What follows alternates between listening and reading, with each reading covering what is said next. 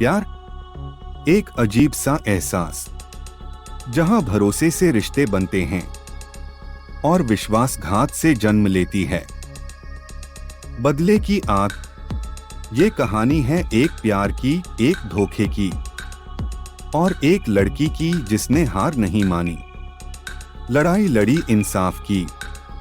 3 किरदार, एक प्यार का त्रिकोण और एक चिट्ठी जो सब कुछ बदल देती है। ये है आखिरी चिट्ठी, जहां अंत का मतलब हमेशा अंत नहीं होता, कभी कभी वो होता है शुरुआत इंसाफ की।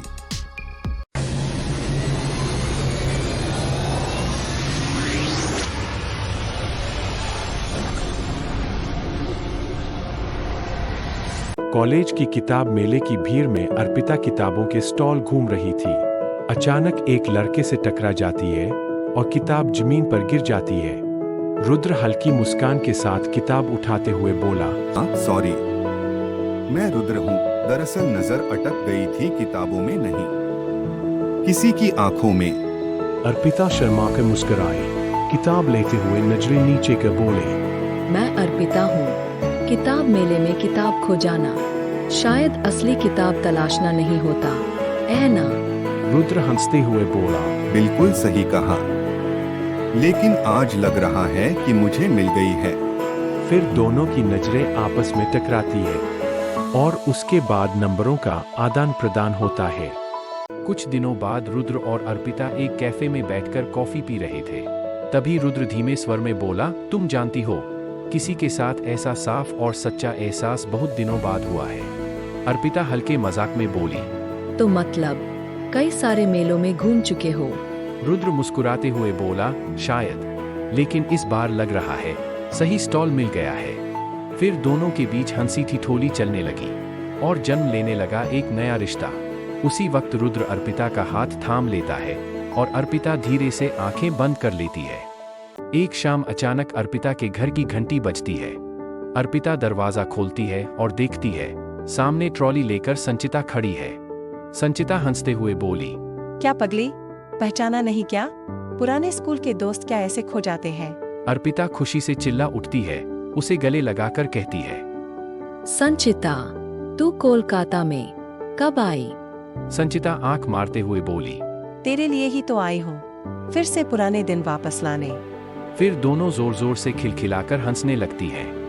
अगले दिन दोनों फ्लैट की बालकनी में कॉफी के कप हाथ में लिए बैठे थे। रात के आसमान में तारे टिमटिमा रहे थे। संचिता उस समय दूर आसमान की ओर देखती हुई बोली, तुझे पता है अर्पी, बचपन में जब तुझे देखती थी, सोचती थी तुझे सब कुछ मिल जाएगा। यह सुनकर अर्पिता मुस्कुराते हुए बोली, सब कुछ मिल भी जाए तो मन खाली ही रहता रहे संची। कभी कभी जो चाहा था वही खो दिया। संचिता थोड़ी देर चुप रहकर बोली, और कभी कभी किसी के पास जो है वो चुराने का मन भी करता है। कुछ दिन बाद रुद्र ने एक नए ऑफिस में ज्वाइन किया। वो कैंटीन में ट्रे में कॉफी लेकर अंदर आ रहा था, तभी एक लड़की से उसकी ट्रे टकरा जाती है। थोड़ी सी कॉफी उस लड़की की ड्रेस पर गिर जाती है और वो लड़की कोई और नहीं बल्कि अर्पिता की दोस्त संचिता थी। तभी संचिता गुस्से में बोलती है, एक्सक्यूज मी, देख के नहीं चल सकते क्या? रुद्र हल्की मुस्कान छुपाते हुए हाथ उठाकर माफी मांगते हुए कहता है, माफ कीजिए मिस, मैं दरअसल कॉफी में डूबा हुआ था, आपकी ड्रेस में नहीं। रुद्र की बात सुनकर संचिता हल्की सी मुस्कान के साथ कहती है, अगली बार कोशिश कीजिए जमीन पर चलने की, आसमान में नहीं।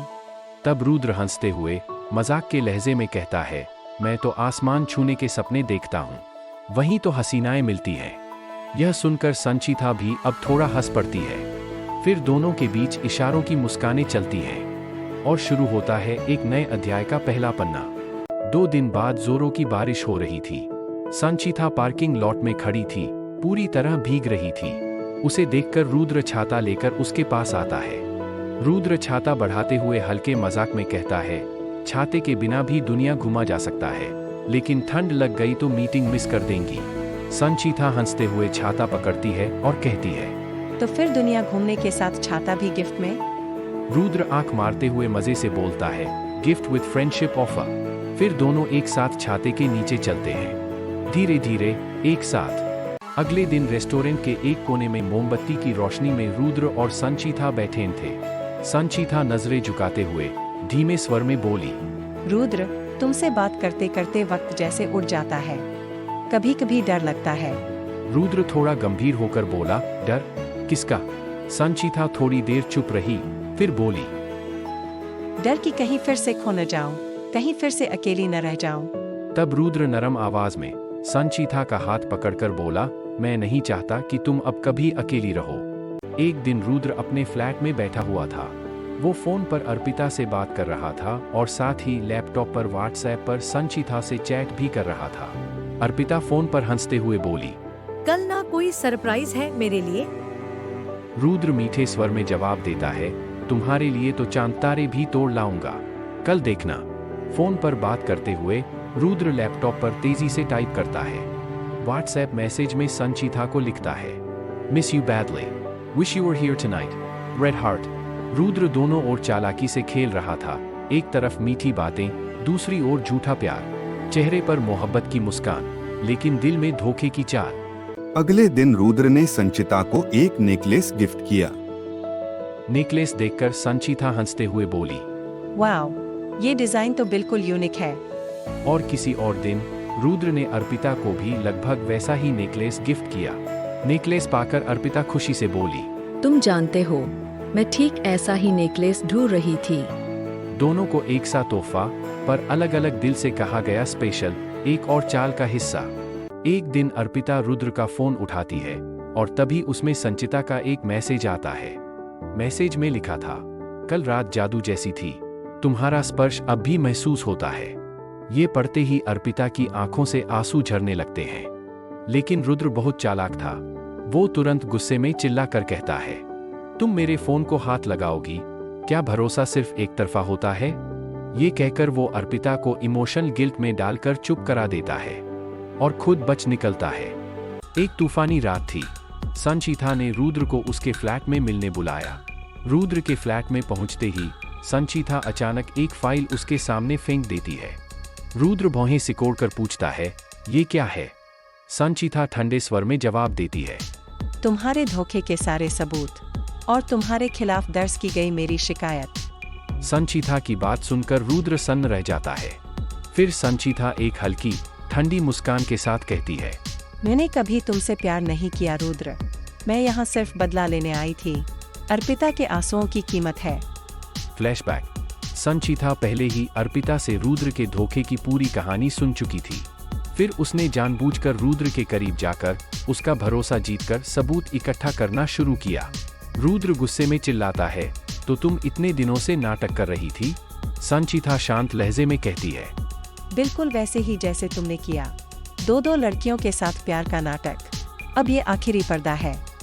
रुद्र गुस्से में चिल्लाता है, चुप रहो संचिता, अगर एक और शब्द कहा तो। शब्द पूरे भी नहीं होते कि उनके बीच जोरदार धक्का मुक्की शुरू हो जाती है। रुद्र के धक्के से संचिता पीछे फिसलती है और सिर दीवार से टकरा जाता है। सिर से खून बहने लगता है। संचिता का खून देखकर रुद्र वहीं सन्न खड़ा रह जाता है। अगले दिन सुबह इंस्पेक्टर अभिजीत की टेबल के सामने अर्पिता चुपचाप बैठी थी। इंस्पेक्टर अभिजीत गंभीर आवाज में बोले, आप कुछ जानती हैं मिस अर्पिता? अर्पिता धीरे धीरे एक चिट्ठी आगे बढ़ाती है। आंखों में आंसू अर्पिता शांत स्वर में कहती है, जवाब इसमें है। चिट्ठी में लिखा था, जब विश्वास टूटता है तब खून बहना तय होता है। मैंने किसी की हत्या नहीं की। ढूंढिए आखिरी बार उसके पास कौन था। फिर पुलिस संचिता के फोन की कॉल लिस्ट चेक करती है और पाती है आखिरी कॉल रुद्र का था। रुद्र कोर्ट में सिर झुकाकर खड़ा था। जज ने गंभीर स्वर में फैसला सुनाया, रुद्र सेन, आपको उम्र कैद की सजा सुनाई जाती है। इसके बाद रुद्र को हथकड़ी पहनाकर ले जाया गया। पूरा कोर्टरूम स्तब्ध और रुद्र का चेहरा एक टूटा हुआ सच। कुछ दिन बाद अर्पिता बच्चों को पढ़ा रही थी। वो मुस्कुरा रही थी और सूरज की रोशनी उसके चेहरे पर पड़ रही थी। तब अर्पिता ने कहा, धोखा चाहे जितना भी छुपा हो, एक दिन न एक दिन उसका नकाब उतर ही जाता है और तब सच्चा प्यार न्याय के साथ खड़ा होता है। अगर प्यार झूठा हो तो वहाँ जन्म लेती है तबाही, लेकिन सच की रोशनी आखिरकार रास्ता दिखाती है।